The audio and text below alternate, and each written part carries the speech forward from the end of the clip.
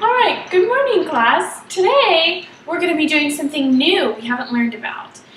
In the past this week we've been learning about numbers, whole numbers, and adding and subtracting, right? And so today we're going to move on to something new. We're actually learning about fractions. Have you ever heard of a fraction before? No? Okay, well I bet you've actually used a fraction before and you didn't even know it. Have you ever heard of the word half? Like a half a sandwich? Like a half a sandwich or a half of a cookie. Something like this, a cookie. Now, if I wanted to give you half of my cookie, now I wanted to keep half for myself, would I just give it to you like this? No. No, I wouldn't. What if I broke it like this? Now I have halves of the cookie, right? Is this half, one half, two halves? And so if I gave you one half, how many do I have left? One half. One half. I have one part of our whole. So how many parts do we have in our whole?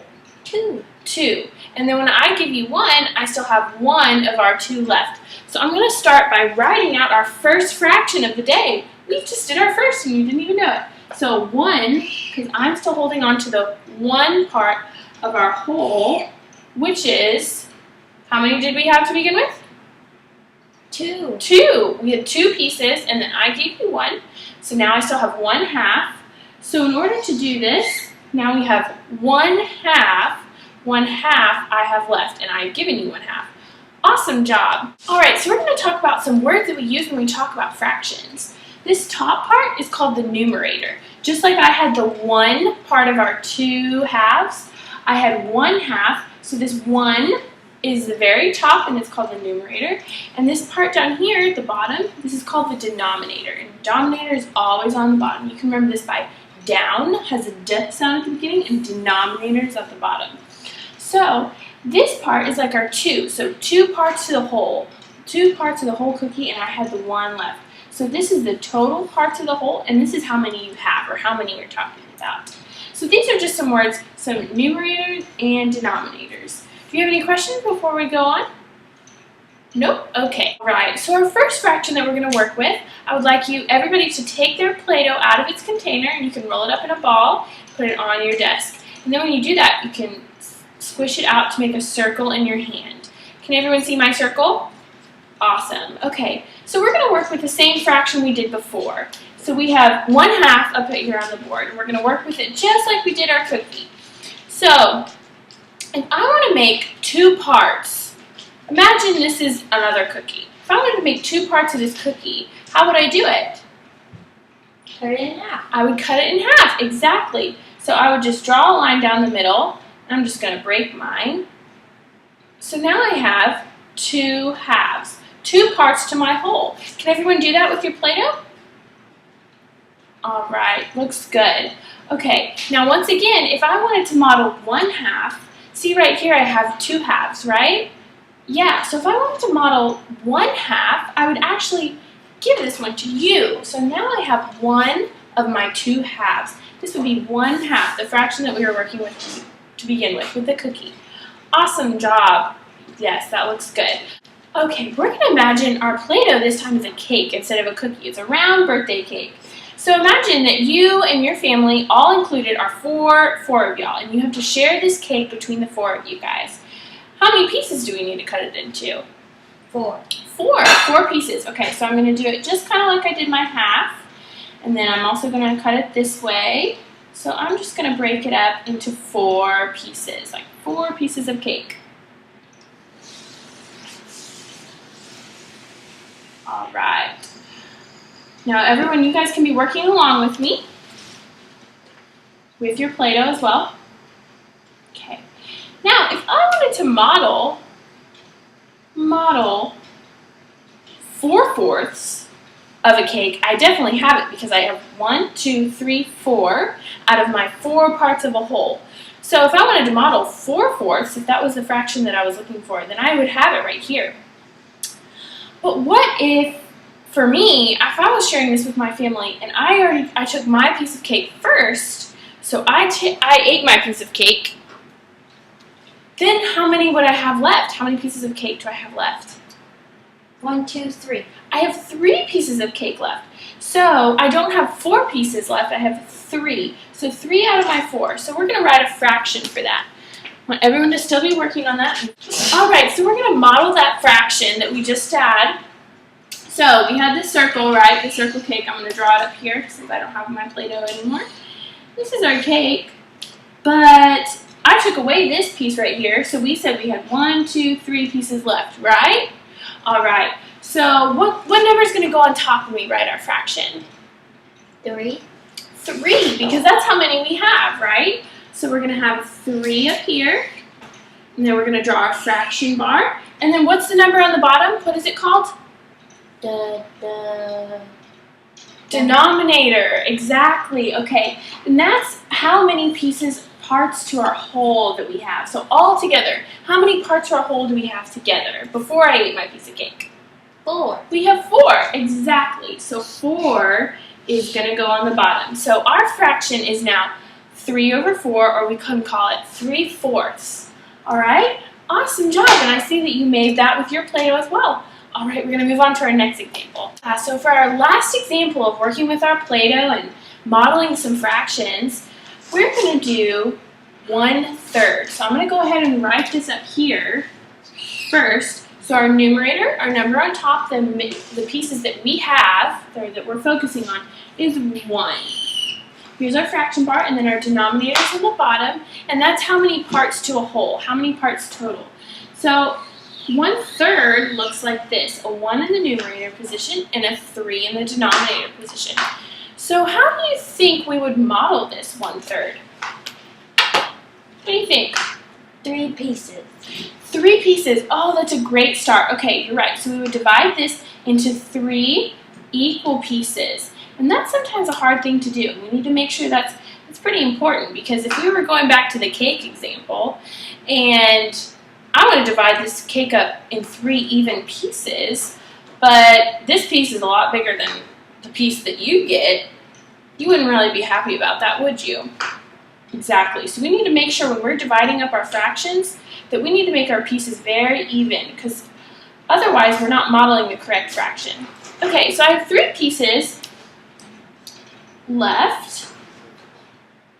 Made my 3 pieces, and if I wanted to model 1/3 or 1/3, what would I do?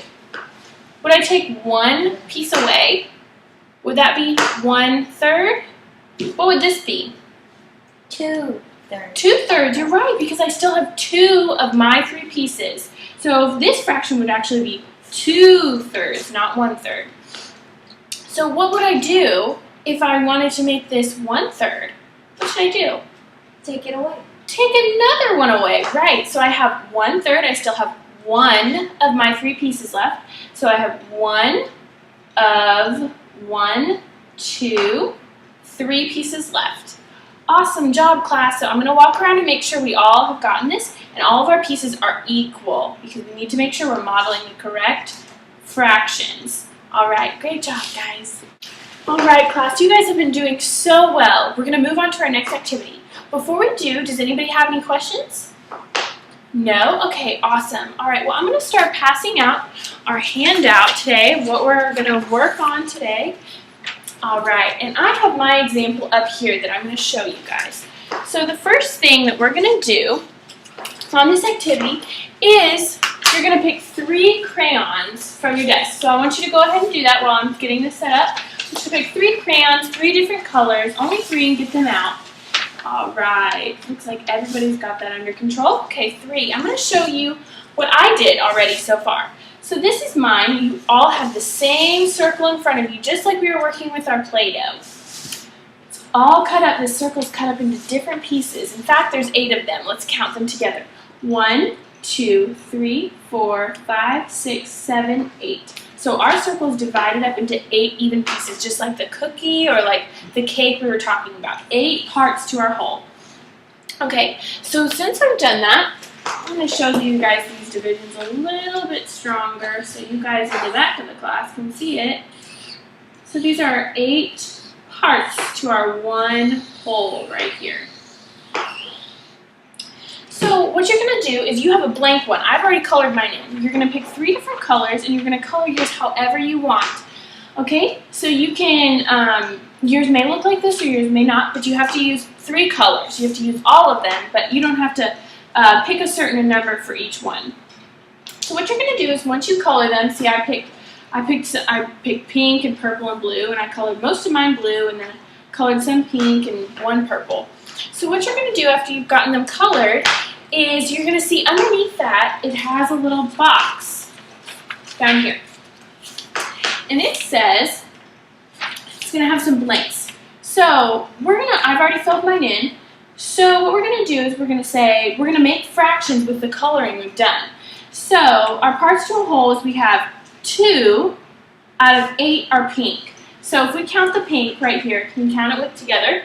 1, 2 are pink out of our total 8, right? So our numerator is actually going to be 2 and our denominator is going to be 8 are pink. So we're just talking about the pink. If you just look at the pink, that's what we're talking about out of the whole 8 of our circle.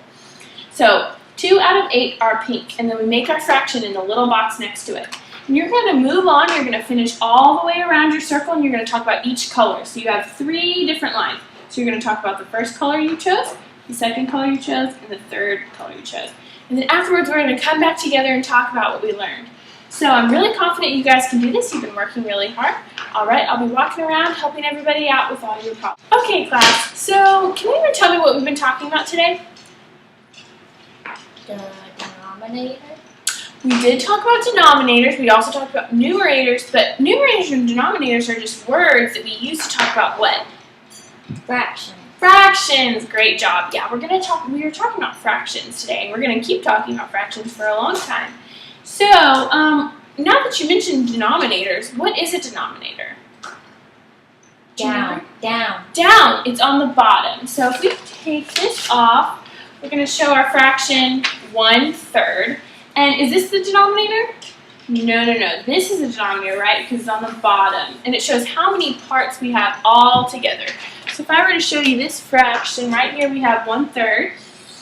The denominator represents all the pieces, all of them, the parts to a whole, all we have together.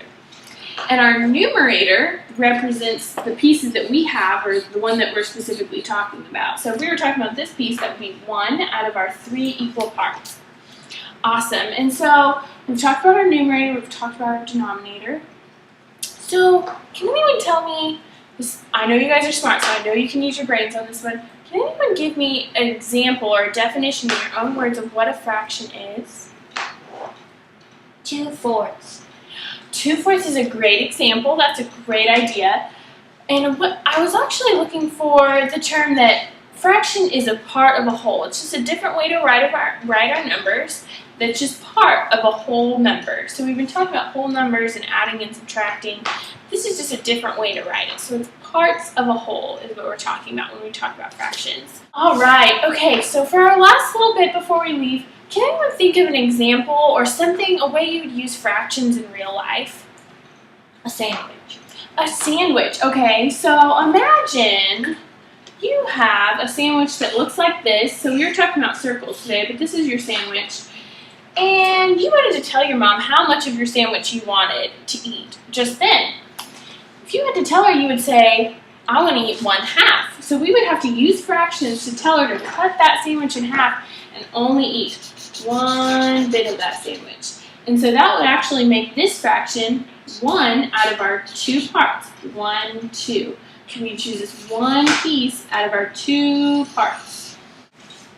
Awesome. Well, that's a great real life example. And what I was trying to get across to you guys is that fractions are everywhere. And even just like you knew the word half before you came to school today, before you even knew we were learning about fractions, you knew the word half. And so fractions are all around us. And so that's why it's so important that we learn it. And we're going to be working with fractions for the next week and also throughout the year. We're going to learn about how today we talked about parts of a whole. We're also going to use fractions to talk about parts of a group, and we're also going to use fractions to find numbers on a number line, to find our positioning on a number line. So we got a lot coming up with fractions, but you guys did a great job today, and I'm so proud of you.